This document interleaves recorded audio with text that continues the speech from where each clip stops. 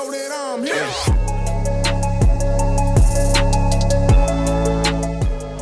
What's up, guys?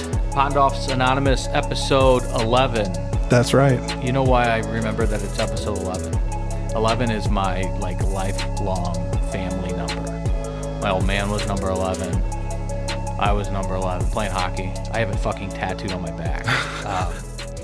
It's in Roman numerals, kind of an Italian thing, and then hockey sticks, and it was, so the number 11 is a special number. Nice. To CP. Little tidbits of information that nobody gives a fuck about.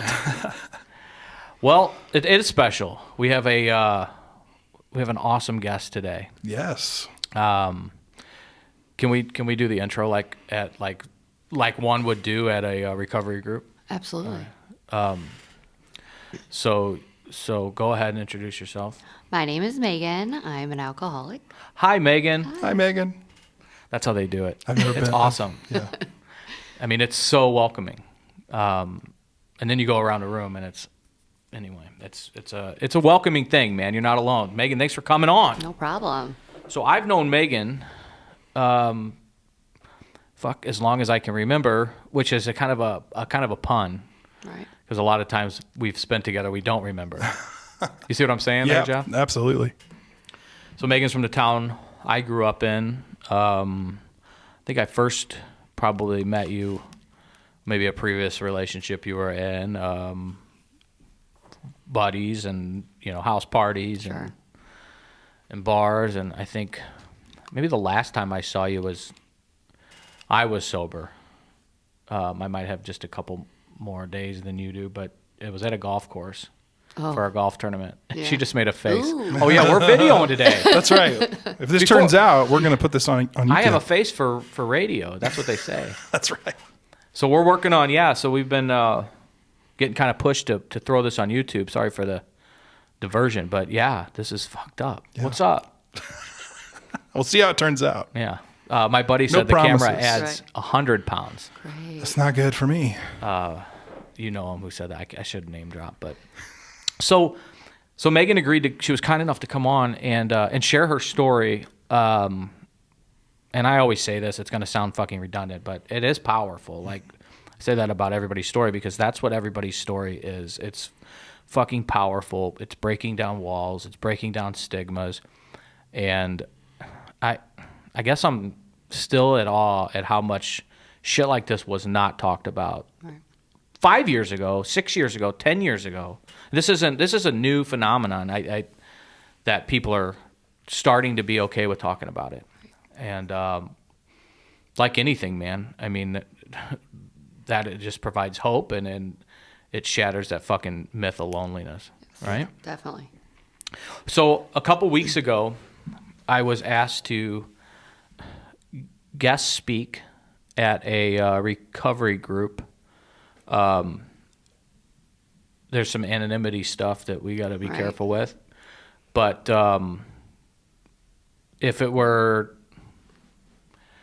like the recovery group would be, if it were called BB, it'd be two letters B before it. Was that cryptic? Sure. Yeah, that fucking sucked. Anyway, so I spoke there, and afterwards, I saw Megan there. The first time I've seen her in a couple months, and we got to talking afterwards, and just kind of hearing your story and where you were and where you've gotten to. Our audience has to hear it, and it just, I get goosebumps every time I meet someone, but especially a friend that has struggled with what her and I've struggled with, and has onward and upward, man, since we've gotten out of that fucking death grip. So I want Megan to share her story with us. I want her to tell us and tell you guys the before, the during, and then the after. So with that, Megan, you're our first YouTube guest. You look beautiful. Thanks. Your I hair. didn't even know, so. Did Jeff's wife do your hair? No, but she does really good hair. There we go. Good plug. Her boss, I think, does your hair. Yeah, Oh she wow, even a Danielle. better. Yeah, Fringe Salon. That's right. Gotta go. French Salon, Belleville. Is it Swansea. Swansea? Yeah. I used to go I to a should French know. salon. Well, Fringe. French. Oh, sorry. And actually, the salon I'm talking about was Asian, That's a saloon. and it was in Sojay. Yep. Anyway, They just got a new sign. did they? What's it? It's the same name. It's just new sign. To check it out, Yeah. just for research, not going in. Right. Of course. Those girls could probably use this fucking podcast. So. Well, Definitely. they probably could use a lot more than that. Oh yeah, this church, the podcast. Yeah. God bless and let us pray. So without further ado, Megan, tell us first. You've already told us you're an alcoholic. Congratulations. Yes. How long have you been sober? April 6, 2018 is my sobriety date. It's coming up. Coming up on 2 years, very fast. What you've done in 2 years is fucking remarkable. Mind-blowing. You know, they tell you when you first get sober to write down everything that you imagine your life's going to be or things that you wish will happen in the next, 4 months, 6 months, a year. I sold myself short by tenfold. I mean, it's just insane how quickly things start to unfold for you when you're, not staying out for days at a time. And Amazing. Yeah. I mean, it is like a lot of times with especially in even like psychotropic medication, right? You got to be patient. It's not going to be instant results. You got to work at it. I mean, getting clean and sober, the results are fucking instantaneous. You start noticing shit. Right. And That brain fog clears, and it's like, whoa. it's unbelievable, right? When I used to drive around sober, I was kind of a shitty driver, and people would fucking rip on me. I'm like, dude, I've only been doing this. I've only been driving sober for about a year. Right. Give me a fucking break. 100%. So April 8th, that's right around the corner. The 6th, 468. April 6th. 2018. 2018. Okay, April 6th. We got it down. We'll have to meet up for a club soda or something. Absolutely. So when did you start drinking? So I remember kind of when I try to think back to my first drink, I always went to I went to Catholic schools my whole life. So we had pretty small groups. Problem number one. With the good old Catholic parents, there was always booze in the basement. I remember being in probably grade school, junior high, 7th grade, sneaking booze from, parents' basements. And it never really affected me like it affected everyone else. So I thought that they were just wusses. I didn't know. I mean, these girls are throwing up on themselves, and I'm like, oh, okay. Fucking pussies. Right. I don't get sick the next morning. Weird. Wonder what that's about. So yeah, that's the first time I remember just kind of drinking and, drinking through high school and hanging with the guys was really my MO because I was up late drinking with the guys, and I thought that was normal. Like, Right. I'm just tough, I guess. I don't know. Yeah. So. Does alcoholism run in your family? Yes, actually, both sides. There you go. So, yeah, both sides like immediate. So, yeah. Buddy of mine that went to Catholic school from our town, it was 8th grade, maybe freshman year. His parents started padlocking the liquor cabinet. Yeah. But he figured out. I mean, and his parents would try to come. They'd come home, fucking shit faced drunk, and try to scold this kid for being shit faced drunk. It was perfect. It was perfect. But so through high school, partied and Oh yeah. I was a cheerleader, so I always had to play catch up. So beer didn't work for me because that took too long, right? Yep. So I realized after that football game to catch up, I had to do the hard stuff. Vodka. they had a gin. 4-hour start on you. Right.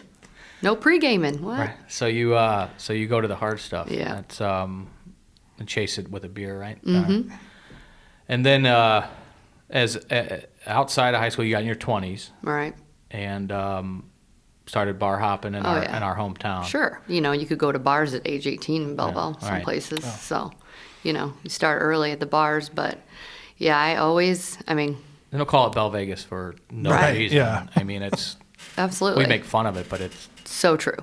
And you go to college and people are like, oh, you're from Belleville. You drink a lot, I bet. It's I'm like, telling you, that's a real fucking thing. seriously, you go away to college and people know Belle Vegas. Oh, you're a drinker. It's Wow. like, man. At U of I, our friends would come to Belleville for their spring breaks. They wouldn't go to Cancun or fucking Yes. somewhere in Mexico by the beach. They'd want to come to Belleville and Sure. get fucking wasted. Party. Yeah. Let's go. It's crazy. And they would always come down for Mardi Gras, stay in Belleville, and nobody would sleep for 3 days. Right. And they'd be doing a bunch of fucking blow and That's crazy. drinking their ass off, man. Yeah. Yeah, it's a real thing. I mean, I'm glad you said that because I remember. I mean, I could do a whole episode on, which maybe I will, my college days. But I got to kind of navigate through some ex-girlfriend stuff. Yeah. But You'll have that. yeah, we'll have a lot of that. Don't we all? Yeah. Yeah. Yeah. So you're doing what I'm doing in Right. Belleville, just drinking it every day that ends in Y. Sure. and getting up and still going to work. Oh, yeah. And that was, I think a thing even today. Alcoholic, you joke, when you're in college, oh, I'm an alcoholic, okay, yeah. Right. We picture alcoholic like man under the bridge with a brown paper bag, like doesn't have a home and doesn't have a job. And I was, fully functioning until I wasn't. So, I had a job and going to school and doing what seemed like okay until, the nights turned into days, turned into nights, turned into days, because you just don't want to stop and deal with the coming down off of everything that has kept me drinking for days. Right. And when Nobody's got time for that. I mean, the best cure to a hangover is to start fucking drinking. Oh yeah, again. towards the end there, I never was a hungover. Right. Never. There was always some booze in your system. Always. It was. I've said this a couple times. I had to go back. There was one 24-hour period from like age 21 to 30 that I did not have one drop of alcohol probably running through for that 24 hours. Mm-hmm. But other than that, no way. Yeah. When you're sick, you drink to feel better. I know a lot of people in recovery, it's like you got to change your friends, and I get that. And I understand that. I didn't have to so much as change my friends. I had to change myself. Like I knew getting sober for me what it was going to look like. It was going to look like me still hanging out with my friends and going to some bars in Belleville because that's how I grew up fucking socializing. And I could not turn into a hermit. For some people, they have to for Right. life and death reasons, and I'm all for that. I just knew that I had to change in here, not my setting, for the most part, because that's how we grew up. Right. I mean, I grew up, like I said this before, at fucking Elks Lodges, Knights of Columbuses in Belleville. It was a Catholic town. Sure. You go to fish fries, and your parents are drinking, having a good time, and I got the gene on both sides as well. And then for me, it was I knew in college because my mood changed when I went like that 2 or 3 day period without having a drink. My mood completely fucking altered. Right. So, without revealing your age, you partied hard through your 20s, but Sure. still were able to work. How many relationships do you think you may have lost due to your alcoholism? Oh my, countless. Not just like romantic shit, Right. But friendships. You're right. I mean, you're just Family. you're unreliable, and like you said, when you're not drinking, you're irritable, you're restless, and you're discontent with everything, no matter what. And it's There you it's go. never my fault, right? Never. Never my fault. You did this or you did that, or I don't need them anyway. And I think the tricky part is when I was losing in these friendships and relationships within my family and personal relationships, you don't notice because it's all about me and the next drink. That's a good and point. You really don't notice the severity of it until you get on the other side of it and you're like, ooh, I think that was my fault. That looking back and cleaning up your side of the street is scary sometimes. So It's a self-accountability, which for me, it started the day I checked into rehab, and I looked around and I was like, how the fuck did it get to this? I had a screaming match with Jesus, and then after that I was like, I don't want to feel like this anymore. I want to be in control. And like people think that's, I don't know if they think it's like too much of a responsibility, but what it yields is freedom. right. When you take control of your life and you make your amends, as BB teaches. And I never worked a program that way. I did kind of a hybrid outpatient, I guess it was maybe an IOP. It was kind of an IOP, an intensive outpatient program. And I did the church thing where I met this jack off. You're a blessing in my life, Jeff. Thank you. But I've been called worse than that. Yes, by me. Yeah. It when you do take accountability and take back your life and understand, you come to peace that that's not who we were. It was our addiction, our alcoholism, but it was our fault, and we're sorry, and we're a different person now. And not everybody's gonna come back. It's not a magic fucking wand, right? Right. But from here on, this is on us now. Mm-hmm. And nobody can take our sobriety from us besides ourselves. Right. And my friends that I have around now that have stuck with me, right before I got sober, and I can still go, like you said, still go to the bars with them. I'll still go to St. Patrick's Day Parade. Right. Not this year, but, I still do that stuff with them, and they love me more now, and they tell me all the time, not that I need a pat on the back because I don't do it for anyone but myself, but my friends, I have the best friends in the world, and they still are around me, and they're like, you're so much more fun now. And what's scary is I noticed that they don't drink like I drink. All of a sudden, it's That's like, perfect. man, I'm so you glad you aren't said that. drinking all that glass of wine? You're just going to leave half of it sitting there Right. when we go to lunch? Like, what is wrong with you? How do you know? That would never do. We would never No. leave a drop in our glass. Mm-mm. In fact, we'd finish it and ask for a road. Right. Let me get one to 100%. go. Right. But they don't do that. It's just mind-blowing. For the years that I drank at the tavern I drank at, I never drank out of anything but a plastic cup. Right. Because I was coming and going, baby. Like if somebody called and I got to make a move, I need that. Need it to go. Take it for the ditch is what they call it. Oh, man. That's a great point. And that's a hell of a revelation. Revelation. Mm-hmm. I'm a real fucking wordsmith, aren't I? I can get all the swear words. Right. Yeah. And then fluently. But Maybe in other languages even. yeah, right. 3 or 4 syllables, English. Nope. Tongue-tied. Right. So your 20s, you're partying. When did you first realize that this is getting out of control? I think it's going to sound horrible. Like, I got DUIs. No, tell them. That's what I want. I mean, DUIs, that wasn't like a thing to me. Like, okay, I got a DUI. Here's some money, lawyer. Get me out of this. Here, and that's horrible because I literally could have killed someone or killed myself, Sure. right? But multiple DUIs wasn't my big eye-opening experience. Even it was like, well, whatever. And then it was like, we're taking your license. It's like, oh, now I can drink more Right. because I won't have to drive anywhere. This is awesome. So that's really my drinking accelerated after I lost my license because it was, I was taking the metro over to St. Louis to work, drinking on the way there, 7 a.m., Wow. Yeah. things of that nature. But I think when I really noticed was when I tried to stop myself and I couldn't. I was sick and tired of being sick and tired. I was miserable. I didn't want to die, but I didn't want to feel the way I was feeling. And I was like, I'm just going to quit. And I had the worst DTs I've ever had. I almost had a seizure. An ex-boyfriend, actually, had to take me to St. Elizabeth's. Like, I tried to stop and was like, just done. And my body was like, no, It's cute dangerous, girl. No, Megan. cute girl. You're going to die. Like, have a seat. Yeah, that's fucking dangerous. Mm-hmm. That we've talked about. Jeff, you've learned that since we've done this. Like, you'll get sicker than a fucking dog if you try to self-withdraw on heroin, but it won't kill you. Alcohol will fucking kill you. Right. And then I've heard that you can die from benzos too, trying to cold turkey it. But you'll seize up, and that's crazy. So that was.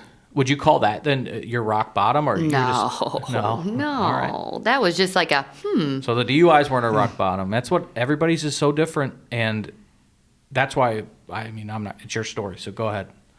I was gonna say I think it's a God thing, like for me. Oh, yeah. Like, So- to open my fucking eyes, Yeah. finally. Right. And then I had just a slew of medical problems. Like after I detoxed from that medically. How long?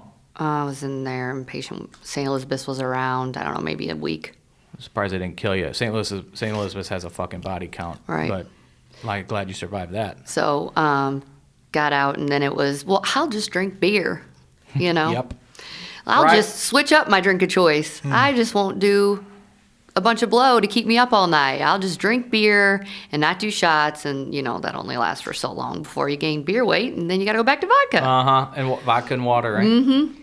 When I would do, I had to do coke, I had to be well into whiskey, because if I was drinking beer, I would be bloated, and I'd do a fucking rail, and usually I'd puke it right up. Just, you know, and then I'd be high, and drunk. Yes. But that's why I liked, you know, whiskey. There's something about, going to beer. Ashley, my wife, tells me that because she thinks I have a gambling problem, which is, we don't talk about that on this podcast. I'm fucking perfect. And I'll be like, well, I'm not gonna play football this year. I'm done making books. I'm done. I don't know if I should say that. I'm done breaking the law. Yeah, right. So I'm just gonna break the law by gambling. But I was saying that, I'm like, I'm just gonna do fantasy stuff. She's like, oh, so you're just gonna have a beer? Okay, I get it. You're not gonna. Ooh, yeah. ouchie. Right. Ouchie. She's fucking Brutal. ball breaker. She's man. not supposed. Yeah. Yeah. So I know that mentality. When I checked into rehab, I looked at the guy and I said, I'll stay here for a couple weeks, and then I want to get to where I'm just drinking Coronas around the pool. Right. That was before the coronavirus shit. I won't touch a Corona now. That was a joke. I don't know if anybody got it. Well, you're officially a dad now. That was a dad joke. That was a dad was joke. A dad Fuck. joke. That's getting bad, boys. Point is, I did say that, and they all like looked at me. My mom was with me, and she was like, like kind of making a face at the guy that was checking me in, and they knew, like they hear that, I think, all the time. It's the delusion. Like, you're just totally delusional. Delusional thinking. Because I'm not in the door yet, right? I'm like at the waiting room filling out paperwork. So they're like, we just need to get this fat fuck behind the door, and then we'll address that. But yeah, you go in there thinking, I'm going to change the strength of the alcohol, but your body craves the amount you were drinking. Sure. It's, you know, a 6-pack of Natty Light's not going to cover a bottle of fucking Tito's or Smirnoff, whatever you were drinking out of your purse last time I saw you. Yeah. Good old water bottle. So you got out of detox, and then you went back to just drinking beer until I got fat, and then I went back to drinking vodka, and then so I got married. I wanted to get there. My best drinking buddy is who I married. Megan, I need to stop you. Like, he's a lot of people's best He still drinking is buddy. a lot of people's best drinking buddy. You know, he is, you know. If I would have married my best drinking buddy, me and Screech would be hitched. Oh, Lord. But yeah, that would be toxic, man. That would be its own podcast. Yeah, that's right. It would be. We should do that sometime. To have a little NASCAR podcast. Yeah. So before you get too far into that relationship, when did you guys get married? A couple of years ago. I didn't mean to put you on the spot. 3 years ago. It'll be 3 years this year. 3 years. He has a get out of jail free card now if he misses an anniversary or something. Right. He's like that one time. Right. So the point I'm trying to make is, you married him before you got sober. Oh yeah. Which is actually an incredible story in itself. Oh yeah. And we'll get there. So you got married 3 years ago. Your best drinking buddy. Oh yeah. Life of the party. He absolutely. We'll have to maybe get him on one day. Oh boy.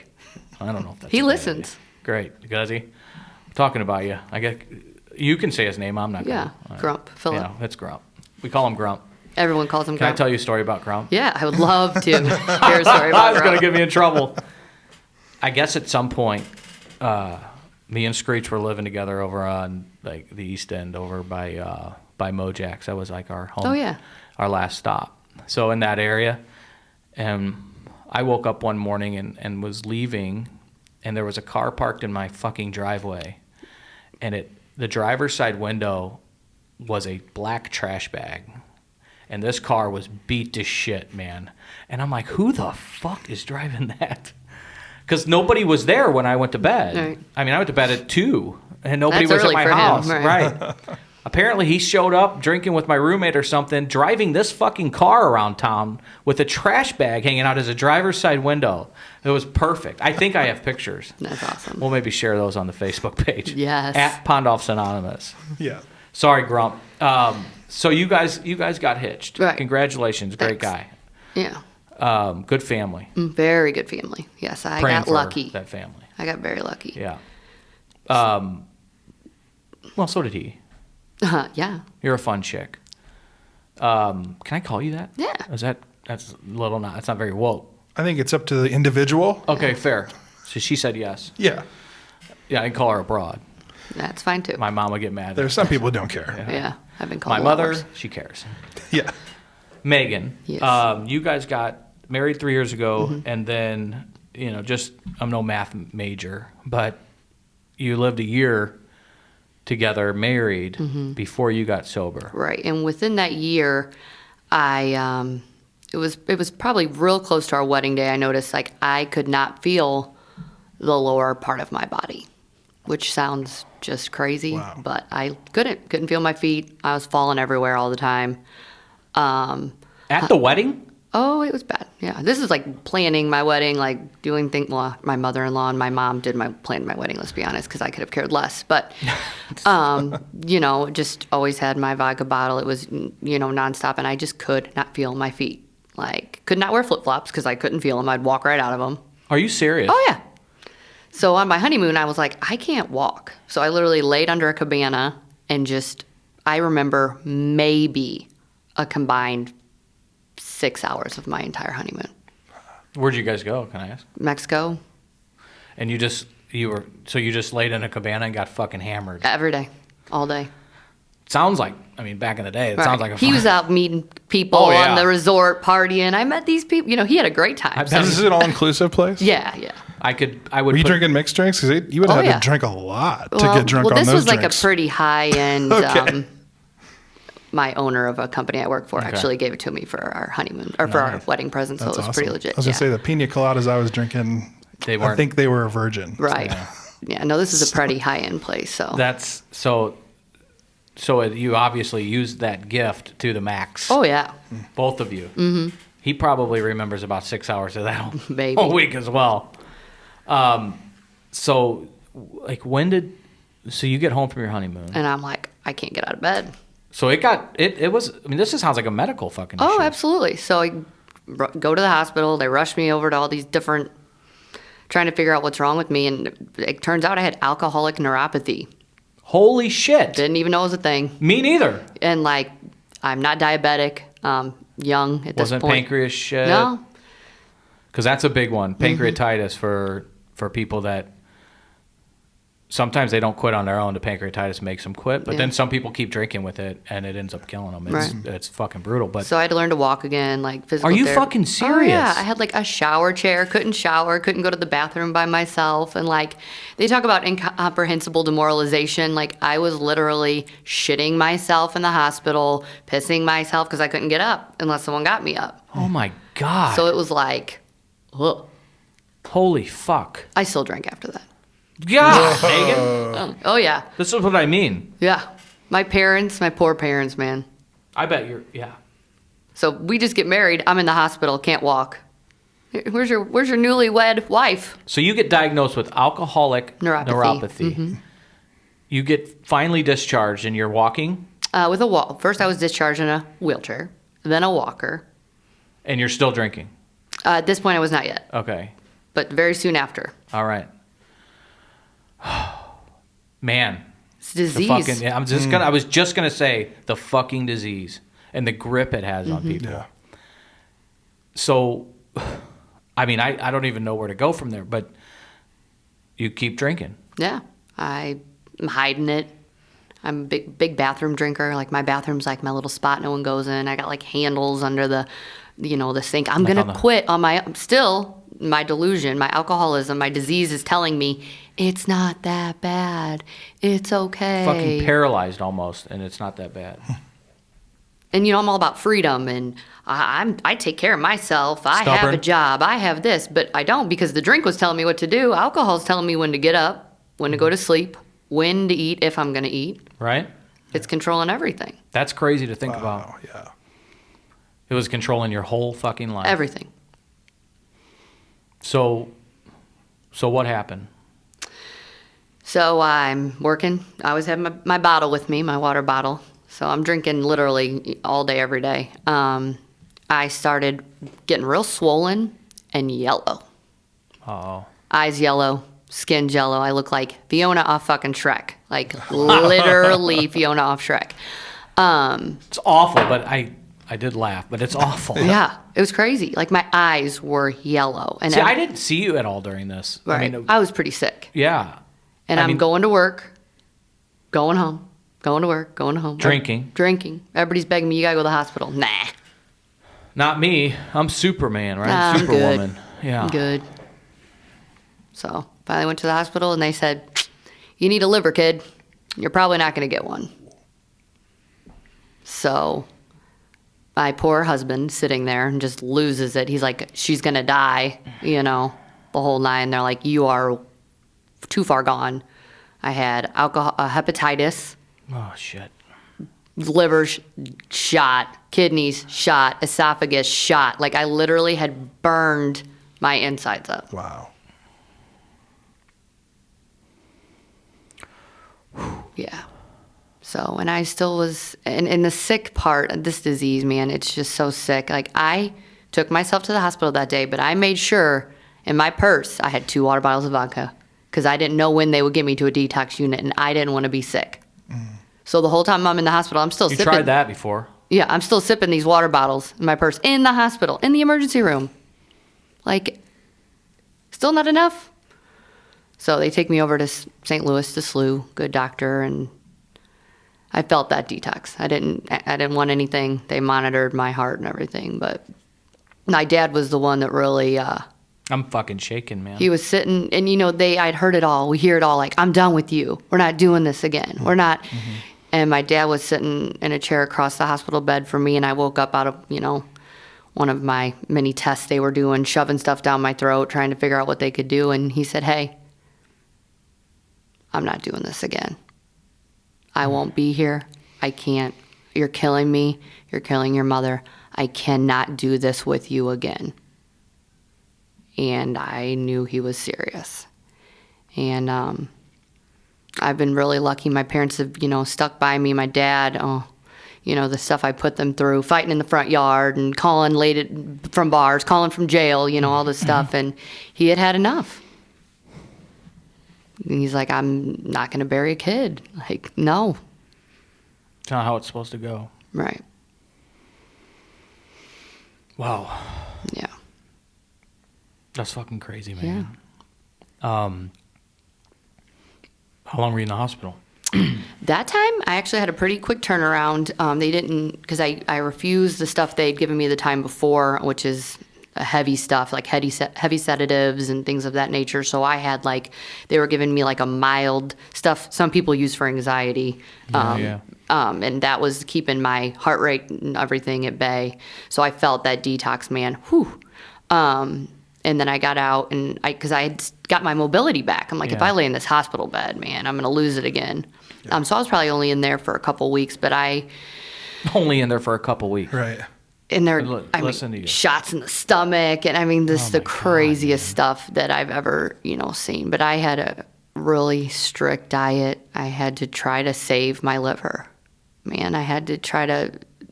Are your eyes opening now? Like, if we're talking at lifetime here? Yeah. So you... I'm starting to think I don't think I want to die. And I had it for, a month. I'm thinking I got this. This is after the diagnosis of your liver's fucked. I'm doing good and everybody's so proud of me. And I'm like, nah, I don't think I got this on my own. Because every time before, this disease has told me, you can do this. I've tried everything to quit drinking. Everything. And I could not do it. And it didn't matter how long I went without drinking. It's as soon as I had one sip, my brain was like, I know what we're doing now. Let's go. Let's go. It reopened that scab in my brain, the scar in my brain, whatever, that feel-good sensor that was like, okay. You got back in the driver's seat. Right. So I was like, I got to get somewhere, get some help with this. Congratulations. Yeah. Fucking ain't right, man. So what did you do? I tried a recovery program. I just went and took suggestions for the first time in my life. I'd heard people getting sober, quitting drugs, quitting drinking. I know that, they talk about there's solutions out there. You see that if you're addicted, call. I knew there was solutions. I just didn't think it was for me. Nope. That's not for me. Come on, man. I'm the popular kid. I'm the kid that people like to party with. I'm a manager at work. That's not for me. Did you ever think like, what if I stop drinking? What are these people gonna do? Like, Right. they're not gonna be able to have fun without me. What now? I used to think that. I have Sure. a full calendar. I can't just Right. stop drinking today. Maybe next You got a month. happy hour, and every day that you need to go meet somebody Absolutely. because your friends start calling you because they know that you'll meet them for a drink, Absolutely. and you Story end of up my becoming a life. fucking counselor until they end up as yours. Right.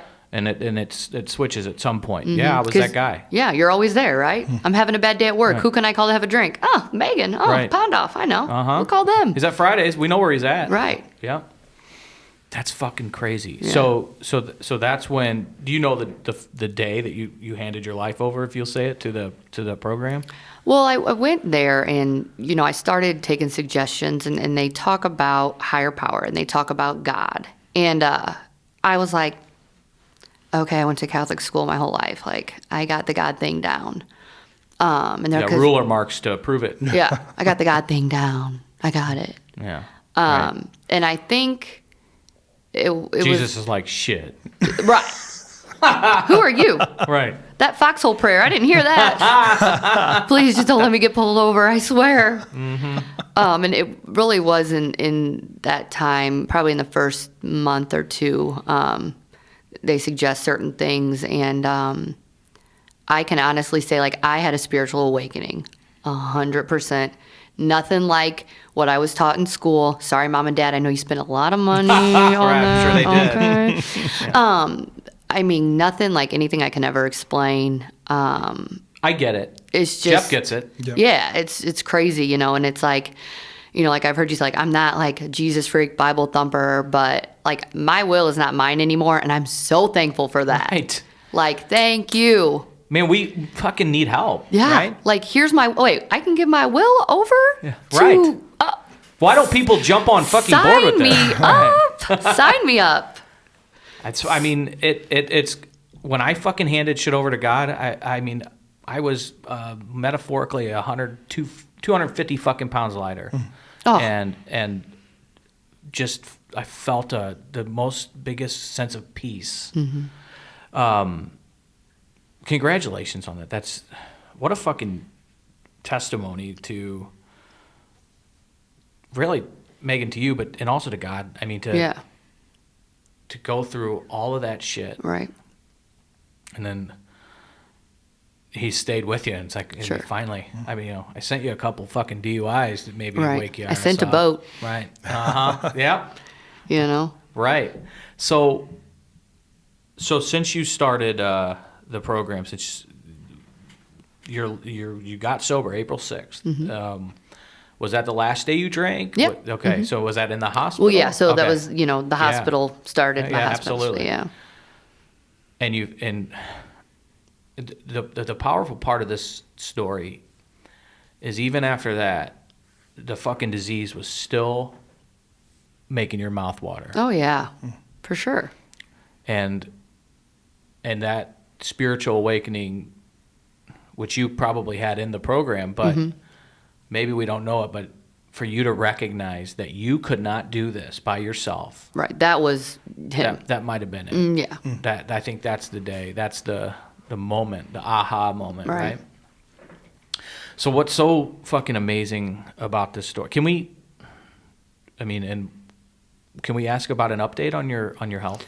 Oh yeah. So my liver function went back. Like my bilirubin, I don't know. This is like a weird thing. Like when babies are born jaundiced, it's because their bilirubin's high. The yellow Mine babies. was like at like 30, and it's supposed to be like at a 0.02 or something Oh, crazy. shit. Yeah, like I was that close to not being here. But so I got that down, and I got released from all my specialists and stuff. Wow, and congratulations. Yeah, I still have neuropathy. Like I'll always have it, Uh-huh.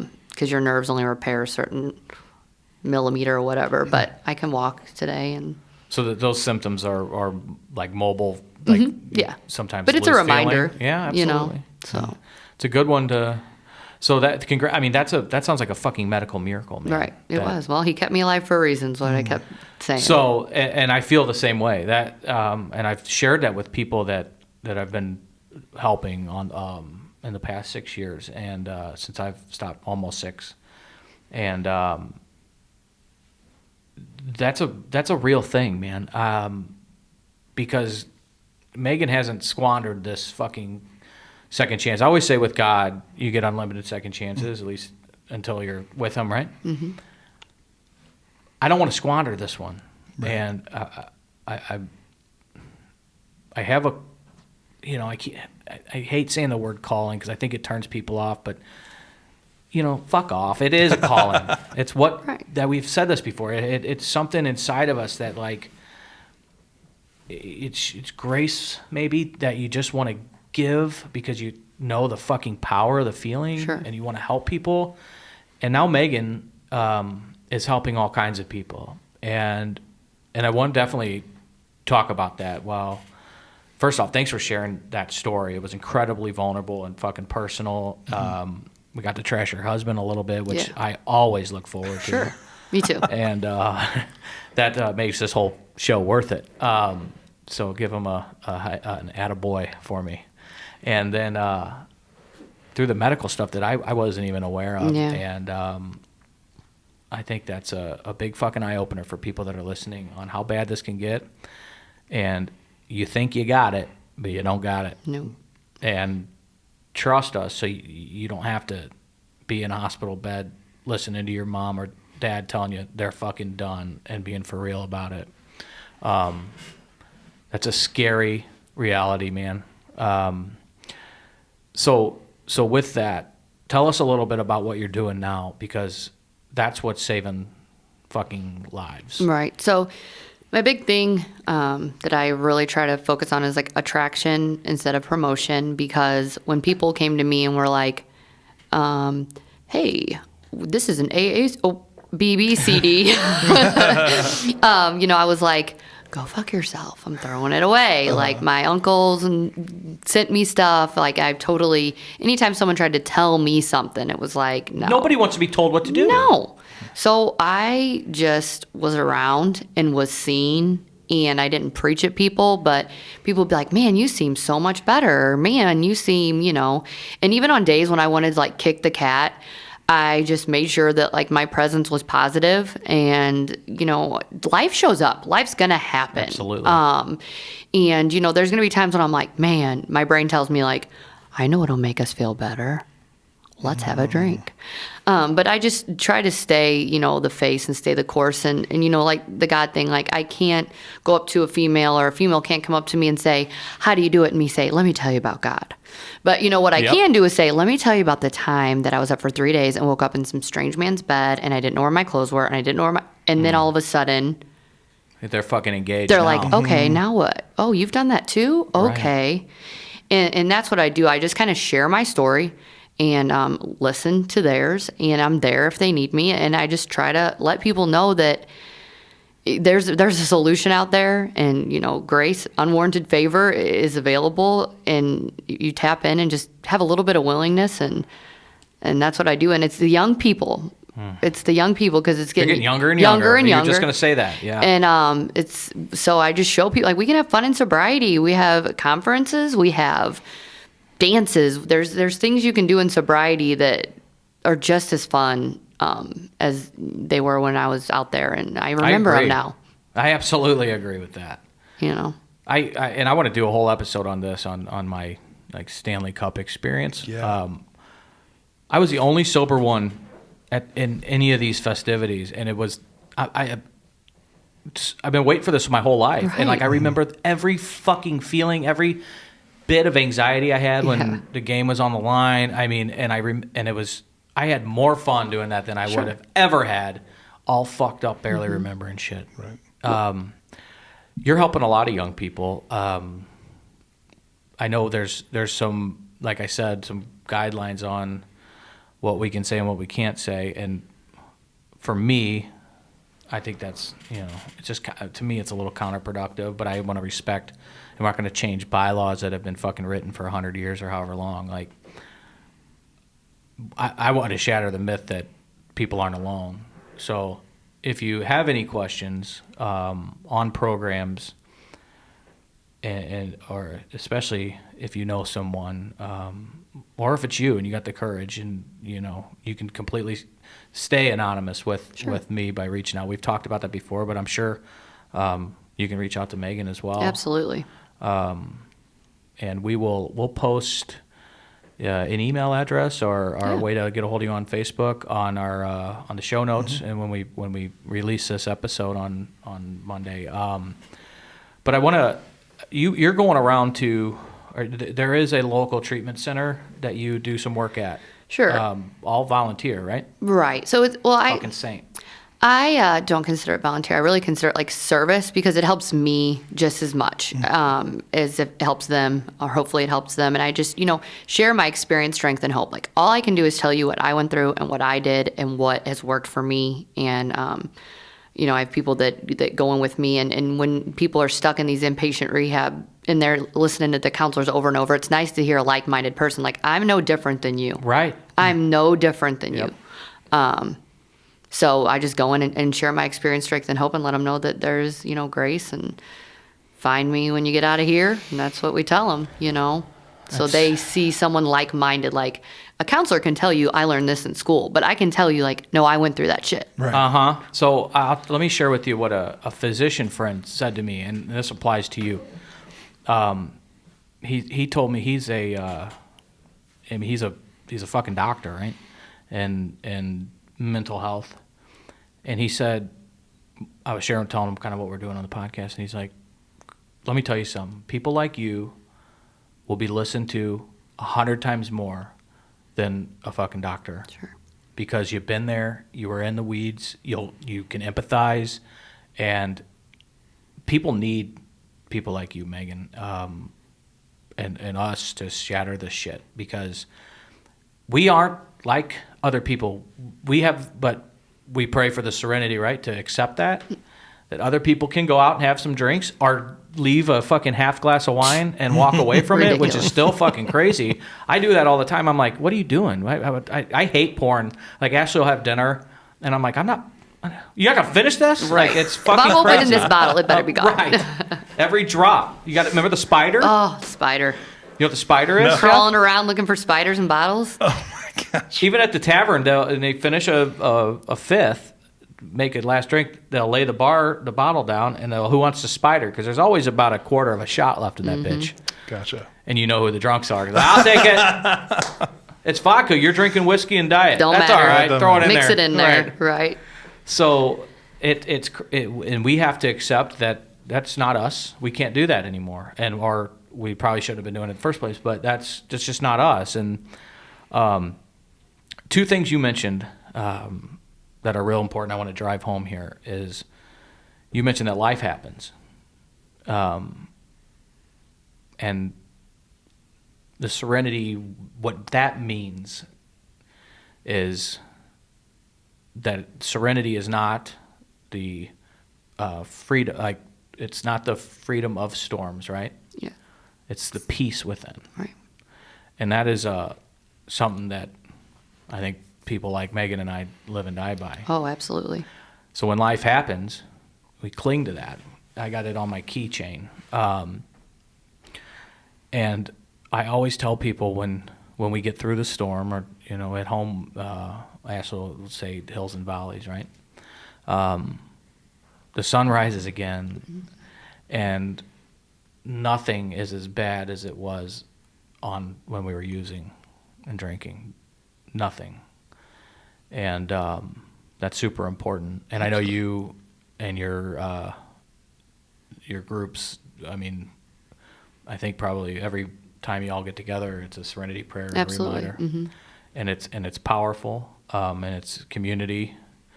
And what Pontiffs Anonymous is kind of a hybrid of that. Like, I kind of want to take, and I so believe in the program. I believe in all the programs. Anybody that's trying to help people, God fucking bless. Absolutely.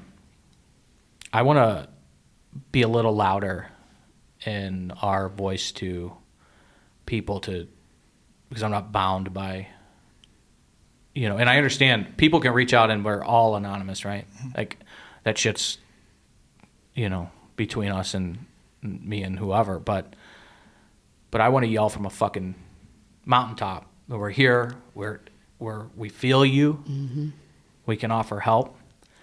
And that's what this podcast is. And it's what this brings me to my second point, where I know it sounds a little bit against what Megan was saying, but I want to explain how it's not. And Megan said, and I love this, after I heard her say it the first time, I told her to text it to me, and I got a screenshot of it. It's attraction rather than promotion.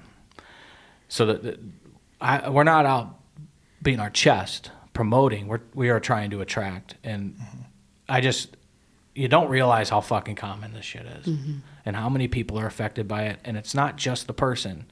It's Megan's parents. It's Megan's husband. Right. It's Megan's family. It's Megan's best friends. It is a disease of not just the addict. It's a disease of the entire family. And that family doesn't just mean blood immediate family. It means everybody that loves the addict is affected. Their days are hijacked.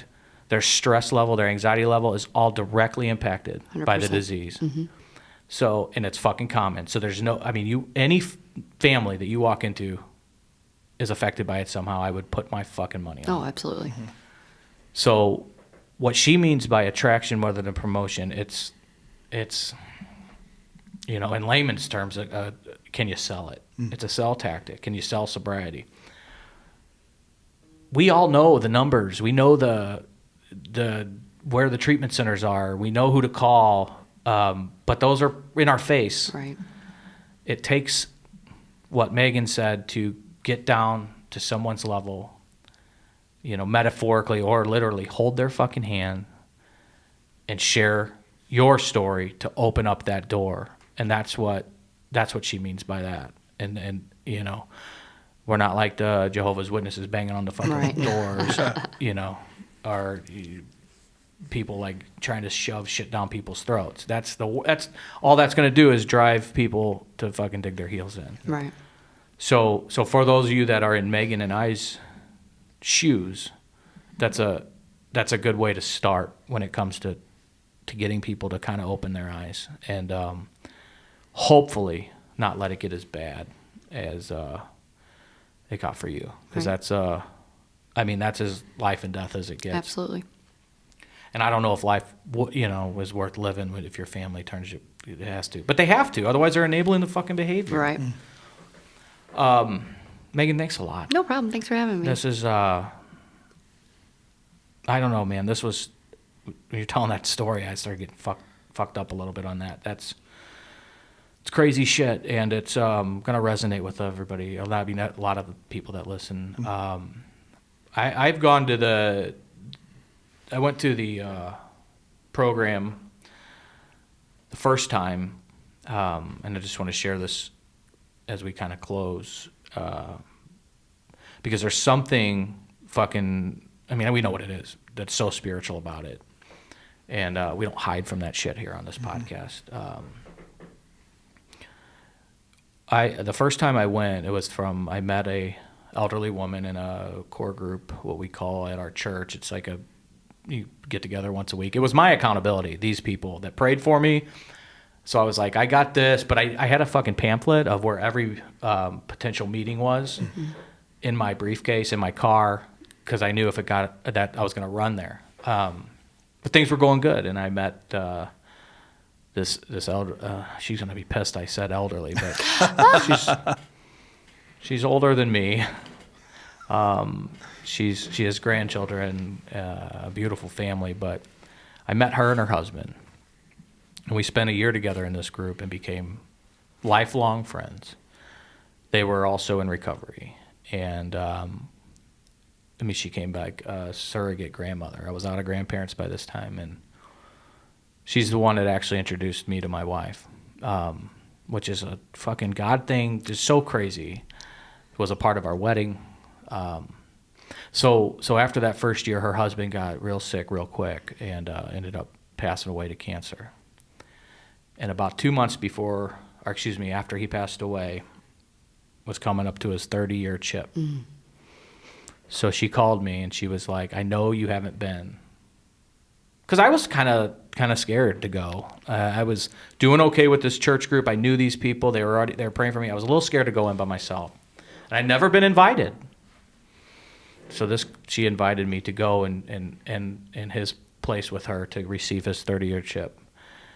And I went, and it was like the most fucking beautiful thing I've ever done in my life. And the people in there, I don't know if it's like a metaphorical Xanax, because I know I got a home, people that will care for you, that will help you, that will empathize with you, that will be on your level. Love you until you can love yourself. There you go. There you go. And to the day I die, I will never, ever forget that moment. And God bless her. And she's the one responsible for me being fucking hooked to this, social working liberal. So it's crazy, man. Megan, thanks again. Thank you. Come back? Absolutely. All right. And then we'll keep on keeping on, everyone. We'll see you next time. Let us pray.